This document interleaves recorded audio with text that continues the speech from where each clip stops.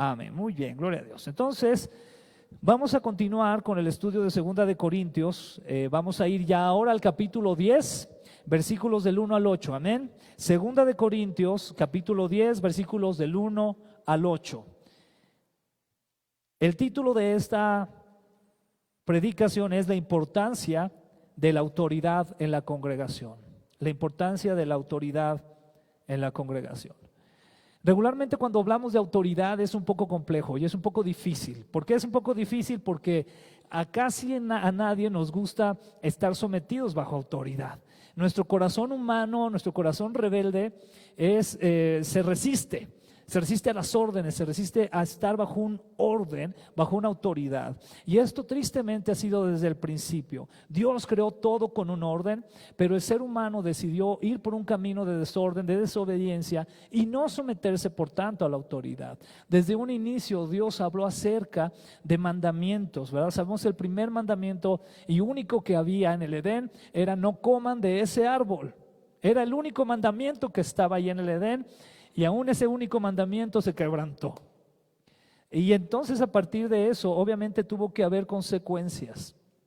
Por ahí decía una vez en una predicación R.C. Sproul que Dios fue un Dios coercitivo, que es un Dios coercitivo. Y yo creo que nos cuesta trabajo entender esto, ¿verdad? ¿Cómo? Pues es un Dios de amor, pero es un Dios coercitivo, porque a partir de eso, a partir de una acción, una decisión que tomamos, viene una consecuencia. Esa es la realidad.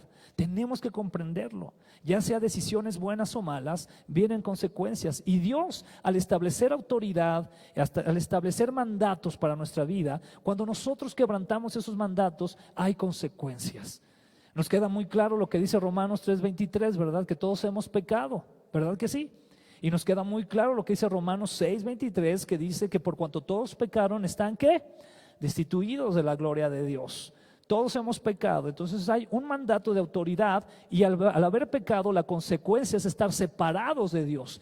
Es la muerte, muerte física y muerte espiritual. Entonces es necesaria la autoridad. Cuando nos ponemos a pensar también incluso en las leyes que actualmente nos rigen de manera civil, ponte a pensar, ¿qué pasaría si no hubiera una ley donde se estableciera, por ejemplo, lo de vivienda?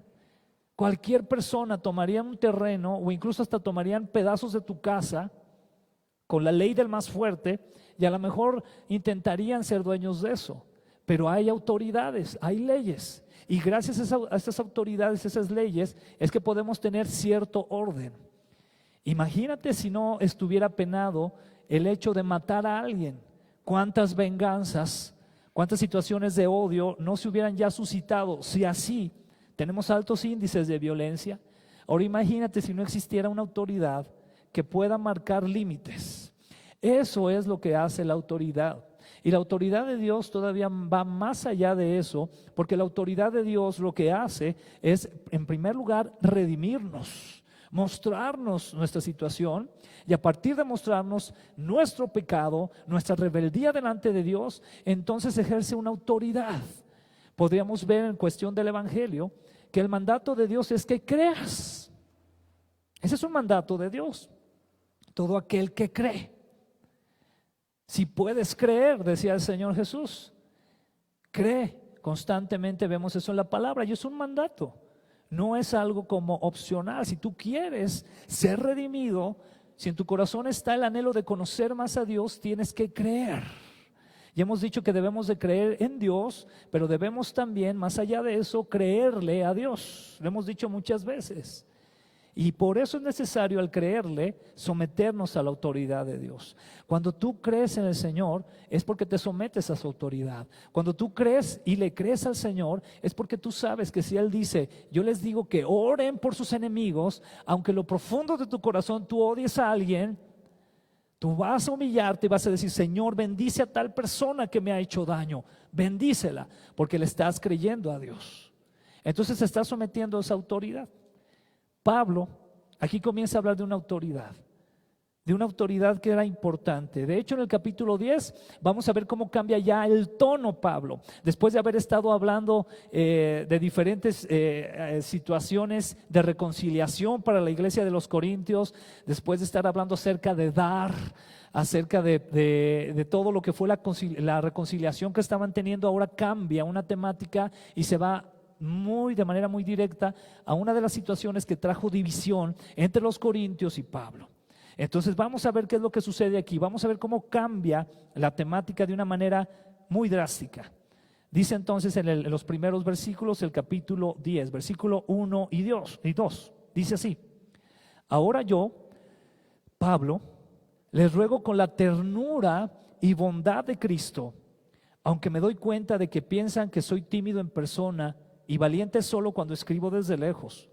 Pues bien, les suplico ahora para que cuando vaya no tenga que ser atrevido con los que piensan que actuamos con intenciones humanas. Aquí comienza Pablo a hacer cierta defensa de la autoridad que Dios había delegado en él. La realidad, hermanos, es que Dios establece autoridades para que exista un orden, y la iglesia no es la excepción, requiere de autoridad. Tristemente, en la actualidad, por la situación y las historias que se han vivido en muchas iglesias, se ha perdido esa confianza en la autoridad. Esa es la realidad. Pero tú y yo debemos de doblar rodillas, buscar la presencia de Dios para pedirle sabiduría y entender cómo el Señor ha trazado autoridades. Y bajo ese entendimiento, entonces, poder seguir creciendo como iglesia. Entonces Pablo comienza aquí a defender esa autoridad, pero lo hace de una manera muy preciosa. Para empezar, vemos que Pablo les dice lo siguiente. Les dice así: les ruego, que viene de la palabra parakaleo en griego, parakaleo, que quiere decir llamar, exhortar, amonestar, persuadir, suplicar. Aquí Pablo está haciendo un tipo de ruego. Les está rogando, no les está diciendo esta defensa de una manera arbitraria nada más, sino que él está tomando una actitud muy en específico. ¿Qué es lo que está haciendo? Nos lleva a la siguiente pregunta: ¿qué tipo de exhorto o persuasión está haciendo Pablo? Aquí entonces Pablo está exhortando a la iglesia de los Corintios y los está amonestando de alguna manera, los está exhortando de alguna manera. Pero ¿cómo lo hace? Lo dice con claridad la Escritura: con ternura y bondad. No es un exhorto violento, ¿te das cuenta? Sino que es un exhorto que dice aquí con ternura y bondad. Es con la mansedumbre y la razonabilidad de Cristo. Cuando nosotros buscamos los originales de esas palabras de con ternura y con bondad, vas a encontrar una similitud con las palabras, en el caso de ternura, mansedumbre. Mansedumbre. Creo que sin duda a lo largo de 1 Corintios y 2 Corintios nos damos cuenta de la actitud de Pablo, cómo él está siendo constantemente manso con los corintios. Él está siendo tierno con ellos. Constantemente a pesar de las situaciones de pecado que vivían, constantemente les dice que los ama, constantemente les dice que ora por ellos, constantemente incluso les presume, ¿verdad?, hacia otras iglesias. Lo está haciendo con ternura, con mansedumbre, pero también la palabra bondad en el original da a entender razonabilidad. Ante cualquier amonestación, ante cualquier llamada de atención o de autoridad que ejerza en la iglesia alguna autoridad de la misma, debe de haber razonabilidad. No solamente debe de ser, como dicen por ahí, ¿verdad?, con el estómago, ¿sí?, sino que debe de haber una razón. De ahí viene esa explicación de razonabilidad. Es porque hay algo. Hoy sin querer, ¿verdad?, en la situación que les comenté hace un momento, sin querer coincidió con este capítulo. Bueno, son cosas del Señor, ¿no? Pero debe de haber una razón. No solamente es, no, esto ya lo vamos a hacer así porque así queremos. No, debe de haber una guía y una razón. Y de hecho aquí dice Pablo que es con la ternura y bondad. Y si checamos el versículo que acabamos de leer hace un momento, es esa ternura y esa bondad de Cristo Jesús. Esa es la que está Pablo mencionando. Dice así: aunque me doy cuenta, dice, al inicio del versículo, les ruego con la ternura y bondad ¿de quién? De Cristo. Con la ternura y bondad de Cristo. Mira, si hay alguien que ha sido bondadoso y tierno con nosotros, es el Señor Jesucristo.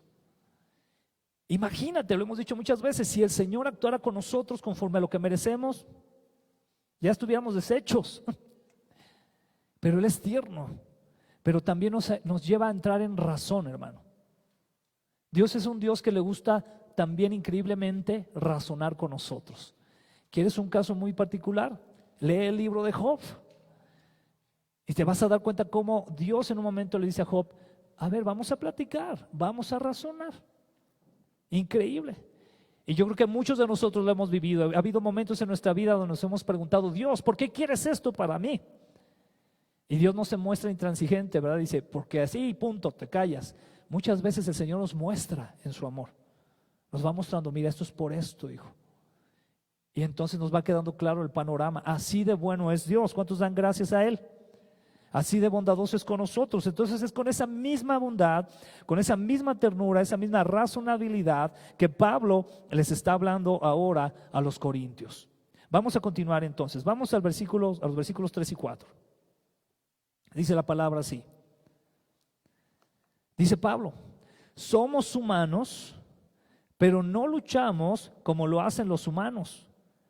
Usamos las armas poderosas de Dios, no las del mundo, para derribar las fortalezas del razonamiento humano y para destruir argumentos falsos. Una de las cosas que curiosamente dentro de la iglesia, a nivel el cuerpo de Cristo, interdenominacional, etcétera, llega a ser precisamente la lucha que se hace de manera humana y los razonamientos que surgen humanos por encima de la palabra de Dios. Si tú quieres entender el razonamiento de Dios, la mente de Dios, a lo que tienes que ir es a la palabra de Dios. Ahí está claro. Si tú quieres saber qué opina Dios de ciertas áreas o temas humanos, en la Escritura lo vas a encontrar sin duda alguna. Sin embargo, por encima de eso, a veces nos ponemos a discutir con Dios y entablamos una lucha. Dios, pero es que tú me dices que esto, pero yo pienso que debo de hacerlo así. Y se entabla una lucha. Y entonces es que Pablo, hablando de esta lucha que tuvo con los corintios, no con todos, con algunos de ellos solamente, dice somos humanos. O sea, él reconoce esa parte. Pero entonces Pablo dice: no luchamos como lo hacen los humanos. Y está dando a entender lo siguiente: si tú me pegaste a mí, yo no te voy a responder con un golpe. ¿Sí? Eso es lo que sería humanamente, ¿verdad que sí? Si alguien te ofendió, ¿qué vas a buscar hacer? Humanamente, ofenderlo. Si alguien te está haciendo un daño, humanamente vas a buscar ofenderlo también. Ese es el razonamiento humano. Pablo no está actuando así. Entonces Pablo les está diciendo a los corintios: yo no quiero entrar en una lucha con ustedes de esta manera, porque así no es como lo hacemos los cristianos. Yo no quiero entrar en una lucha con ustedes de manera humana, porque la manera en la que nosotros debemos de luchar es usando ¿qué? Las armas poderosas de Dios, no las del mundo. Recuerdan que los corintios, uno de los problemas que tuvieron es que incluso a veces hasta había problemas legales entre ellos. Pero aquí Pablo les está recordando: debemos usar las armas poderosas de Dios para derribar precisamente las fortalezas ¿de qué? Del razonamiento humano y para destruir argumentos falsos. Un tema muy de repente controversial en la iglesia, ¿verdad? Y bueno, a veces yo no entiendo por qué lo es, pero a veces se habla mucho del yugo desigual. Hemos hablado de eso, amén. Y la Escritura es muy clara, porque la Escritura te dice que ¿qué? No te unas en ¿qué? En yugo desigual. Y te dice, te lo aclara, ¿con quién? Con los incrédulos, los infieles. Bueno, aún en temáticas aún como esas, nosotros queremos subir nuestro razonamiento y decimos: no, bueno, Dios, pero hay situaciones en las que sí. La Escritura nos diría que no. Y es aquí donde entramos luego en una situación muy interesante teológica que tiene que ver con la voluntad absoluta de Dios y la voluntad permisiva de Dios. Te lo voy a poner de esta manera. La voluntad absoluta, por ejemplo, de Dios es que ninguno se pierda. Pero por causa del pecado, aún el Señor permite que algunos se pierdan. ¿Nos queda claro? La voluntad absoluta de Dios, por ejemplo, es que no se den los divorcios. Pero hay una voluntad permisiva de Dios donde por diferentes circunstancias, violencias, infidelidades, etcétera, etcétera, el Señor permite que eso suceda. Pero no es que sea su voluntad absoluta. Y es aquí entonces donde nosotros debemos siempre de tener a la Escritura como nuestra máxima autoridad. Ningún argumento humano debe estar por encima de la Escritura, sino que todo debe estar conforme a la palabra del Señor. Y es lo que Pablo está diciendo aquí, que vamos a usar o está usando las armas poderosas de Dios, no las del mundo, para derribar las fortalezas del razonamiento humano y para destruir argumentos falsos. ¿Qué es lo que quiere decir esto? Que en Corinto se libró una lucha desde las fuerzas meramente humanas entre el razonamiento y argumento humano y los razonamientos y argumentos de Dios. Dios decía una cosa, pero los corintios decían otra. Increíble pensar que la iglesia de los corintios, por ejemplo, en esa cultura era muy común que los hombres iban a los templos griegos y tenían y ofrecían relaciones sexuales con las sacerdotisas ante sus dioses. Y eso Dios ya había establecido que no era correcto. ¿Cuál era el argumento ahí? Bueno, a lo mejor algunos corintios llegaban a decir, bueno, pero igual Dios no lo pasa. No puede ir sobre de eso, es un argumento falso. Dios había dicho que se cuidaran de eso, ¿verdad? Y entonces vemos ese tipo de situaciones que se estaban librando ahí con los corintios, pero hay una muy en particular también. Entonces, este tipo de lucha que se estaba enfrascando dentro de aquí es una lucha que podemos pensar que es contra el pecado, una lucha con el pecado, una lucha con la carne, una lucha con el mundo. Y es una lucha con diferentes escenarios. Esto nos debe de quedar claro, amén. Esta lucha la estamos entablando diariamente en diferentes escenarios, a veces en la casa, a veces en el trabajo, pero aquí en particular hay que poner mucha atención aquí al contexto y la intención de Pablo. Aquí en particular es en la iglesia. Aquí vamos a olvidarnos un poquito de la lucha que enfrentamos en el trabajo, en la colonia, con la familia, lo que sea. Aquí Pablo, su enfoque es a la iglesia. Él está hablando de una lucha que se enfrenta a la iglesia. La iglesia es un escenario. A veces escuchamos argumentos como, por ejemplo, no puedo creer que la iglesia, que mejor mis amigos o las personas que no son creyentes sean mejores que los cristianos.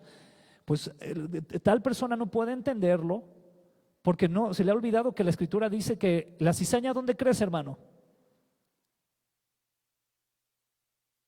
Con el trigo, en la iglesia. Y es donde van a surgir este tipo de situaciones. ¿Qué es lo que estaba surgiendo aquí? ¿En dónde estaba surgiendo? ¿En los templos griegos el problema? ¿En los mercados griegos estaba el problema? Pablo les dijo, y cuando vayan a los mercados ya no se están peleando con los que les venden los jitomates. No les dijo eso, ¿eh? ¿Qué les está hablando? De la situación en la iglesia interna. Porque es una lucha que se va a dar. Pero aquí es entonces donde como iglesia, para traer resolución a ese tipo de situaciones, debemos derribar nuestros argumentos, debemos derribar nuestros razonamientos y debemos de levantar las armas poderosas de Dios, que es la Escritura, que es la oración, que es el ayuno, que es la meditación de la palabra, entre otras. Esas son las armas de Dios. Esas son las que Él quiere que nosotros podamos llevar a la práctica.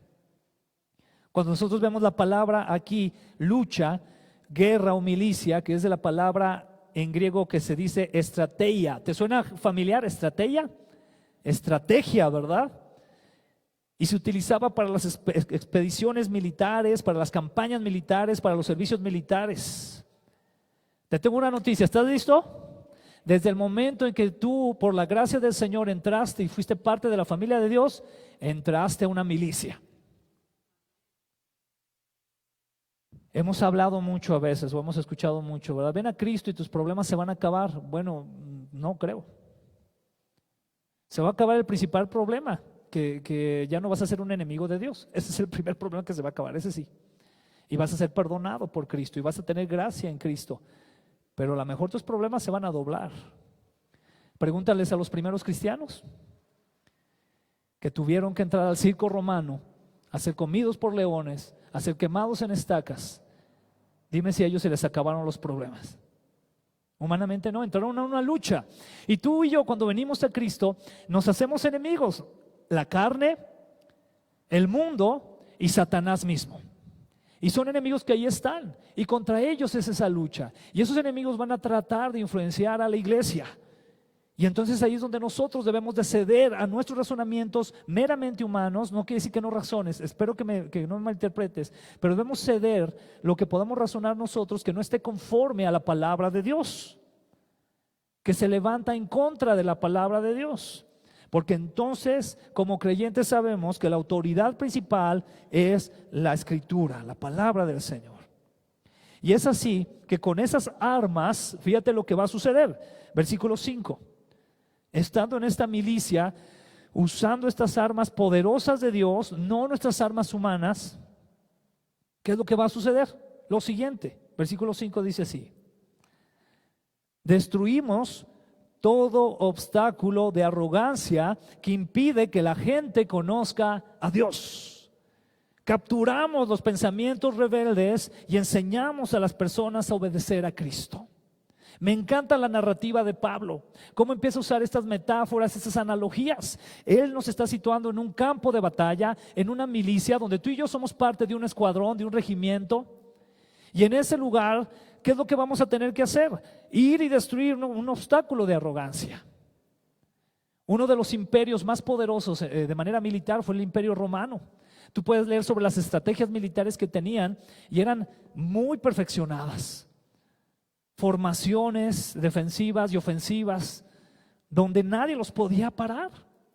Realmente el Imperio Romano, se dice que una de las situaciones que causó que cayera, pues precisamente fue la división interna que tuvo política, porque militarmente hablando eran imparables. Realmente estaban tan entrenados, tan coordinados, que difícilmente podían detenerlos. Y entonces Pablo utiliza esas mismas analogías a un pueblo que entiende esta situación, un pueblo que estaba bajo un yugo militarizado. Y es por eso que les dice: véanlo de esta manera, ustedes van y ¿qué? Destruyen ¿qué? Todo obstáculo de ¿qué, hermano? De arrogancia. ¿Sabes que los humanos luego somos medios arrogantes? Leemos 2, 3 libros y ya pensamos que ya no la sabemos. Tenemos 2, 3 títulos, maestrías, doctorados y no, ya. Y cuando llegamos al Señor y nos damos cuenta de la grandeza de Dios, decimos: no somos nada. Amén. Y entonces lo que hace la palabra, una de las cosas que hace la palabra es destruir todo obstáculo de arrogancia. Quiero que recuerdes a Satanás. Una de las referencias que se hacen de Satanás en una de las perspectivas teológicas es que él fue arrogante, fue orgulloso. Dice la Escritura, da a entender que era el sello de la perfección, y él veía eso. Pero aquí el punto entonces es que esa misma situación nos ha seguido, y si tú lo ves teológicamente te vas a dar cuenta en la primera observación o tentación que hizo Satanás, ¿verdad?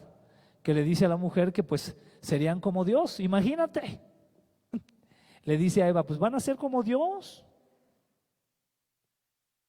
¿No es atractivo eso? Porque el pensar que eres como Dios o que podrías ser como Dios es pensar que tú tienes control de las cosas, que tú puedes hacer lo que quieres, que las cosas tienen que salir como tú quieres. Eso es ser arrogante. Y el creyente, una de las cosas que debe de tener es humildad delante del Señor. Reconocer su necesidad de Él. Por eso Él dice que Él nunca va a rechazar a los humildes. Porque el humilde va a llegar y va a decir: Señor, mira cómo estoy, mira mi estado, mira lo pecador que soy, Señor, ayúdame, por favor, redímeme, Señor, aquí estoy. Y Él no va a rechazar eso. Destruimos todo obstáculo de arrogancia, cosas que nos detienen o que detienen que la gente conozca a Dios. Ahora te repito, aquí está hablando a la iglesia de los Corintios, ¿estás de acuerdo? ¿Por qué? Porque a un hermano dentro de la misma iglesia hay cosas que a la congregación le impiden conocer al Señor.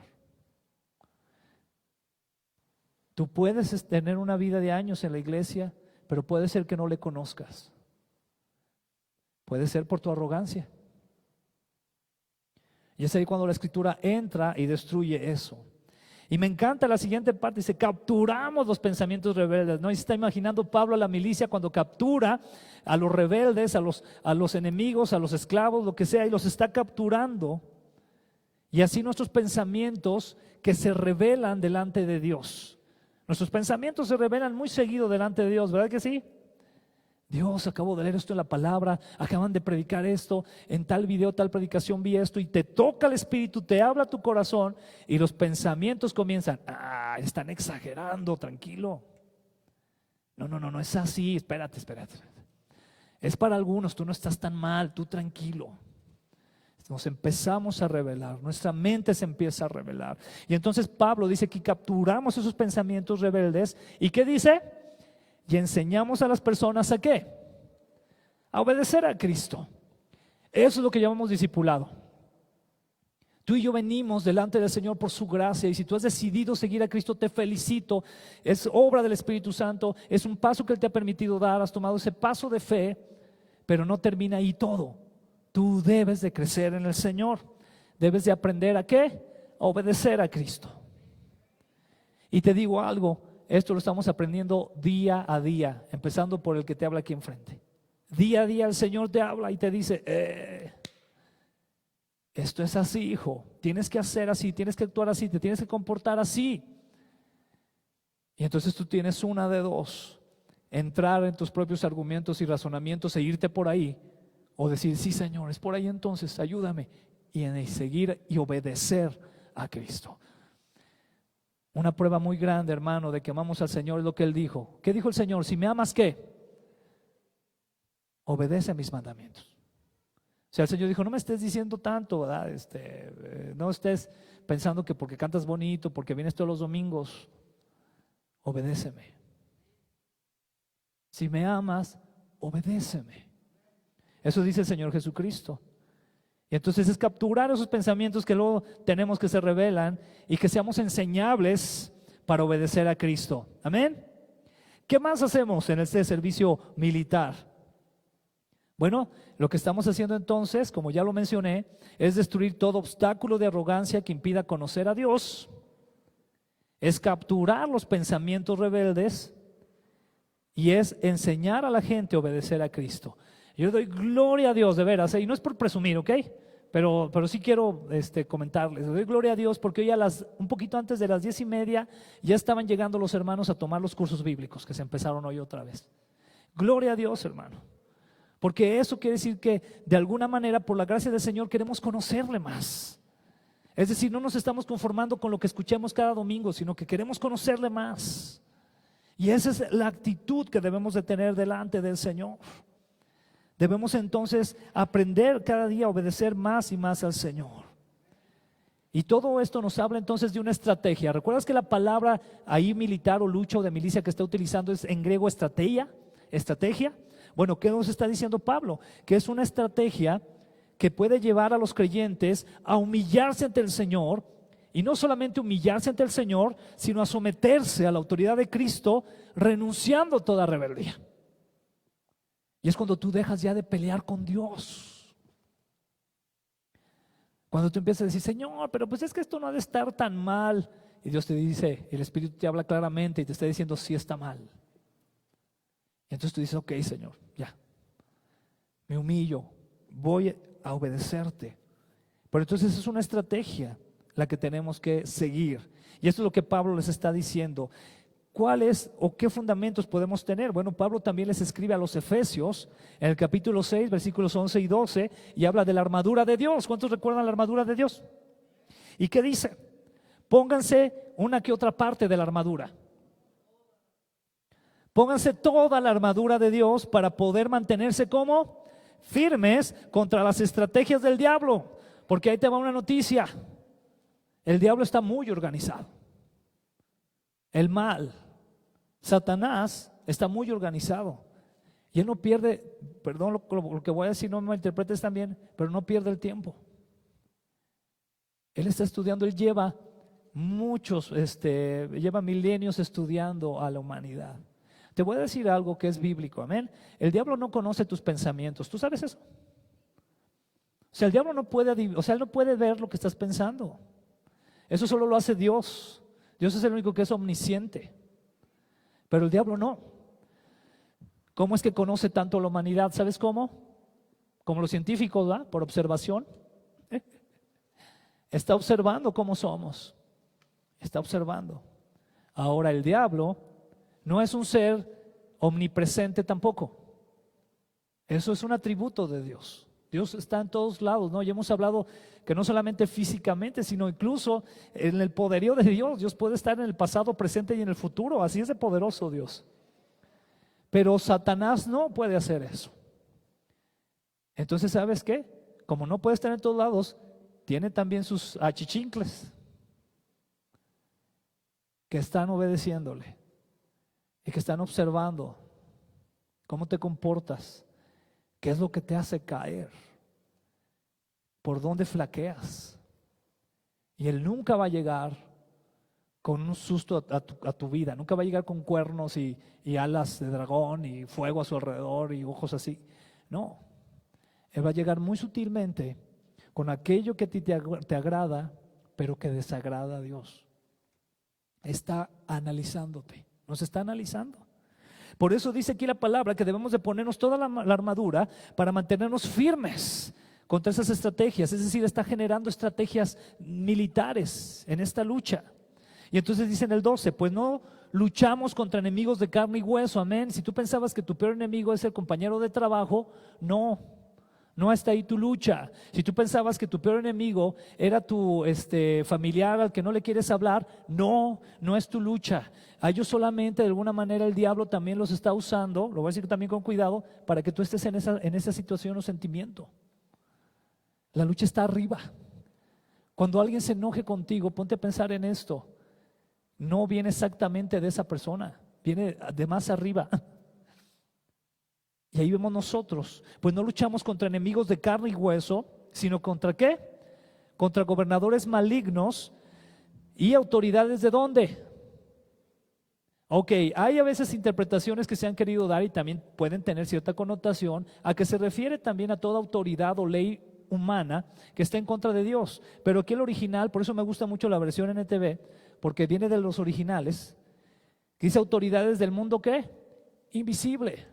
Es un mundo que no podemos ver materialmente, que se está moviendo, pero que tienen autoridad. Es decir, de alguna manera el enemigo, Satanás, les ha otorgado autoridad. Tienen rangos, hermano. Tienen rangos.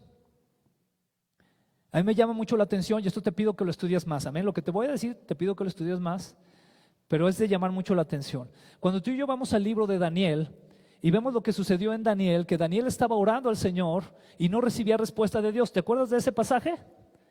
Bueno, ese pasaje es necesario para su interpretación, situarlo en el momento histórico. Dice que después de algunos días llegó un ángel del Señor, amén, ¿recuerdan eso? Y le dio respuesta. Y entonces dice el ángel, Daniel, muy amado de Dios, ¿verdad? Qué precioso. Le dice, desde el momento que empezaste a orar, el Señor escuchó tu oración, pero yo venía a darte respuesta. ¿Y qué sucedió? Dice, se interpuso el príncipe ¿de dónde? De Persia. ¿Tú crees que se refería al príncipe, a Darío, Nabucodonosor, alguno de ellos? No, ¿verdad? O sea, no es que llegó el demonio y no traía la visa o el pasaporte y no podía pasar hasta que arreglara en asuntos internos, no. Estaba hablando de algo espiritual. Y aquí lo interesante históricamente hablando es que en ese momento histórico el dominio del gobierno lo tenían los persas. Entonces pareciera ser que hay una autoridad espiritual que de alguna manera tiene influencia, ¿verdad que sí? Y enseguida de eso pasa algo todavía más interesante, porque entonces dice este ángel, le dice a Daniel, dice, pero ya tengo que regresar, porque también está por levantarse el príncipe, ¿te acuerdas de dónde? De Grecia. Históricamente, ¿sabes qué es lo que iba a suceder? Que se iba a levantar Alejandro el Magno a derribar a los persas. ¡Wow! Qué tremendo, ¿verdad? Por eso cuando tú escuchas esas situaciones de conspiraciones y todo, ¿verdad? De que los gobiernos están buscando esto y lo otro, pues yo te pediría que lo analices más, con más cuidado y que ores, porque si hay influencias demoníacas atrás de eso. Y obviamente nos debe de quedar muy claro que Dios permite, porque realmente el que tiene toda la autoridad y la última palabra es el Señor. ¿Recuerdas que hablamos de voluntad absoluta y permisiva de Dios? Bueno, Dios permite que el enemigo en muchas ocasiones actúe, porque quiere traer tal vez restauración al pueblo, porque tal vez quiere traer arrepentimiento a la iglesia, o porque tal vez quiere traer juicio, que fue lo que pasó cuando Dios permitió que se levantara Darío, ¿no? Con los persas, que fue lo que pasó cuando permitió que Alejandro el Magno se levantara con los griegos. Dios traía juicio a su pueblo. Qué importante es entender esto, pues nuestra lucha es contra tales No luchamos contra enemigos de carne y hueso, sino contra gobernadores malignos y autoridades del mundo invisible, contra fuerzas poderosas de este mundo que tenebroso y contra espíritus malignos de los lugares que celestiales. Creo que queda claro, amén, que hay una lucha ahí. Es por eso que Pablo insiste tanto en el contexto. ¿Te fijas qué precioso es el contexto de la palabra, verdad? Por eso Pablo les insiste tanto a los corintios: dejen de razonar como ustedes creen, porque sus razonamientos, sus ideas, a lo mejor están siendo influenciadas por otro tipo de gobernadores, otro tipo de influencias espirituales. Ustedes dejen de pensar así y entonces todo tráiganlo a la palabra del Señor. Ahí está esa lucha. Y es lo que nos dice en Efesios, escrito también por Pablo. Esa es la lucha que tenemos. ¿Qué pasaba entonces con algunos de los corintios? ¿Quieren ver y lo reflejamos, lo comparamos con esta armadura? Fíjense muy bien qué es lo que sucedía. En primer lugar, podríamos pensar en relación a la armadura. En lugar del cinto de la verdad, ¿cuál es la verdad de Dios? ¿Dónde la encontramos? Sí, es la palabra del Señor, amén. La palabra. Y fíjate muy bien, en lugar del cinto de la verdad, luchaban con manipulación. Eran muy manipulables, porque alguien llegaba y les hablaba de manera muy elocuente, tenía muy buena presencia. Eso es lo que tenían esa lucha los corintios. Y entonces ellos decían: la verdad no es tan importante, es más importante el que te la presenta y cómo te la presenta. A veces decimos los creyentes que no somos idólatras. A veces me impacta a mí que a veces la mayor parte entre cristianos de nuestras publicaciones son de teólogos y a veces muy pocos versículos. ¿Te has fijado en eso? Cuidado, porque puede ser un tipo de idolatría. Y no es que no demos gloria a Dios por los grandes hombres que el Señor les ha dado sabiduría. Sí le damos gloria a Dios, gracias al Señor por ellos. Pero si ellos están encima del Señor, eso es idolatría. Algo así pasaba con los corintios. En lugar de la coraza de justicia, luchaban con una imagen de éxito. Es esa justicia que ha sido provista ¿por quién? Por Cristo, no por tu justicia. Entonces cuando veían a alguien precisamente elocuente, con buena imagen, decían: ese es un hombre exitoso, yo quiero ser como él. Y se olvidaban de ser como Cristo. ¿Te fijas qué lucha tan tremenda tenían? En lugar del calzado del evangelio, luchaban con palabras suaves. Qué triste es que hoy en día hoy tenemos una iglesia hipersensible, que nos dicen algo que conforme a la escritura no está bien y que debemos de cuidar. No, me estás juzgando. ¿Quién eres tú para juzgarme? Y empezamos a sacar las uñas, ¿verdad? Como dirían. ¿Usted recuerda algún caso así? ¿Verdad que sí? Y lo hemos vivido de lo personal, ¿no? Nos sentimos sensibles. Entonces los corintios, ¿qué pasaba? Lo vimos con Pablo. Pablo llegó y les exhortó. ¿Y qué pasó con muchos de ellos? Lo voy a decir bien hidrocálidamente: se agüitaron. No, ese Pablo, no, es muy duro, ¿verdad? Y luego miren, todo chaparro y feo y nos viene a decir cosas. Eso decían algunos. Qué increíble, ¿no? En vez de proclamar el evangelio, en vez de llevar esa palabra del evangelio, y eso sucede mucho, a veces buscamos las palabras suaves. Yo les confieso, ¿verdad? A veces aún entre los púlpitos, delante del púlpito, a veces cuidamos mucho cómo decir las cosas para que nadie se sienta ofendido. Pero la realidad es que lo que debe estar encima es la palabra, porque la palabra no cambia y es la misma y será la misma para siempre. En lugar del escudo de la fe, luchaban con la percepción del poder. ¿Te suena algo familiar en cuestión de que actualmente precisamente se confunde que el estar en Cristo es porque, si tú estás en Cristo es porque debes de ser una persona empoderada en este mundo? Porque si tú no tienes un buen puesto en tu trabajo, si tú no tienes un buen salario, si tú no tienes buenos títulos, etcétera, etcétera, entonces se me hace que estás pecando. No ha de estar bien tu comunión con Dios, ¿eh? Si no tienes un buen carro, si no tienes buen dinero en el banco, si no tienes una buena casa, se me hace que estás pecando. Porque tú deberías de estar así. Y no es nada que ver esto. Yo les platicaba que en alguna ocasión, en un congreso de adoración, vino un hermano, no recuerdo si era de Haití o de otro país muy pobre de Centroamérica. Y él le tocó dar la plática, o sea, estaban varios teólogos muy buenos dando pláticas sobre adoración y pasa él al frente. Y cuando él pasa al frente, él dice: hermanos, pues miren, yo qué les puedo decir, pero lo que les puedo decir es que el Señor me ha dado el privilegio de vivir en una nación donde mis hermanos y yo, a veces, es decir, la iglesia, a veces tenemos la oportunidad de comer una vez al día. Y con esa vez que comemos al día podemos llegar delante de Dios y adorarle.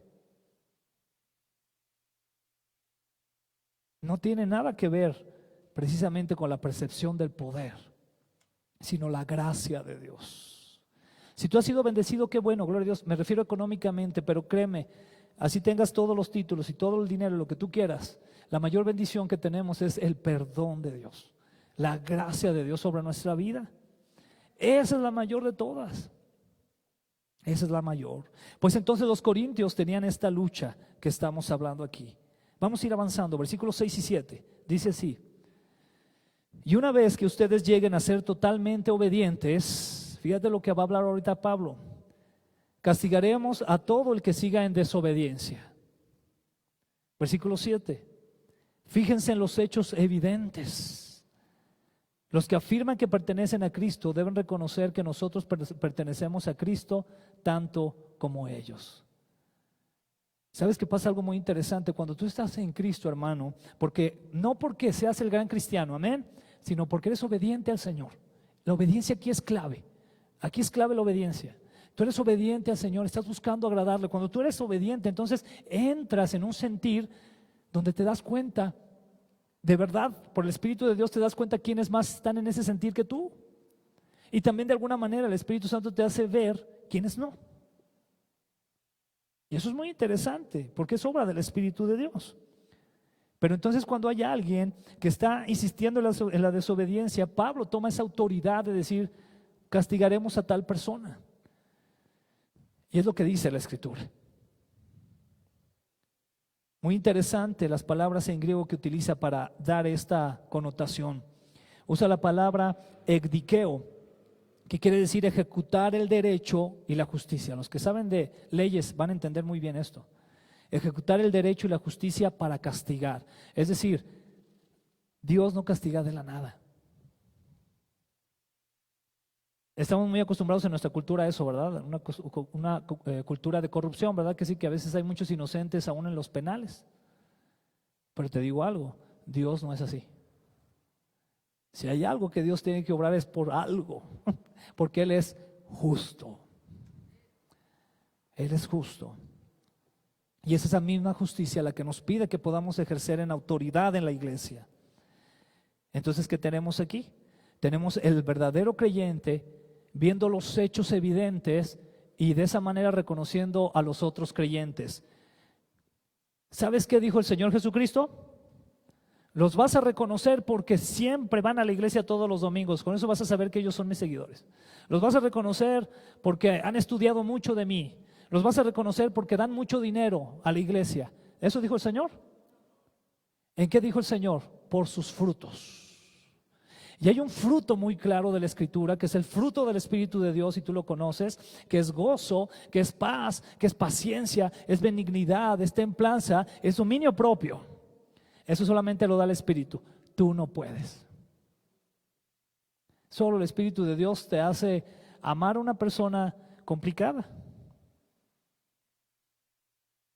Solo el Espíritu de Dios te hace ser benigno, es decir, bueno con alguien que no se lo merece. Solo el Espíritu de Dios. Cuando una persona tiene eso, conforme a lo que dice la Escritura, esos son hechos evidentes. Si una persona batalla con eso, es iracundo, impaciente, malediciense, gritón, enojón, hermano, algo está mal ahí. Algo está mal. Porque entonces dice aquí Pablo que debe de ser evidente lo que crecemos en el Señor. Último versículo que veremos hoy, versículo 8. Interesante lo que dice Pablo, que dice: pareciera que estoy jactándome demasiado de la autoridad que nos dio el Señor. Pero nuestra autoridad los edifica a ustedes, no los destruye. Así que no me avergonzaré de usar mi autoridad. Qué interesante, ¿verdad? Lo que dice Pablo. Son palabras fuertes, yo sé, más en este tiempo de tantos derechos humanos. Son palabras fuertes. Pero ¿qué es lo que está diciendo aquí Pablo? Está diciendo que tiene una autoridad por parte de Dios que debe de ejercer. Pero esa autoridad, fíjate muy bien la bendición que tiene esa autoridad. ¿Sabes cuál es esa bendición? Está muy clara. Es una autoridad que ¿qué? Que edifica a los creyentes. Una autoridad que nos edifica, que nos hace crecer, que nos hace estar firmes en el Señor.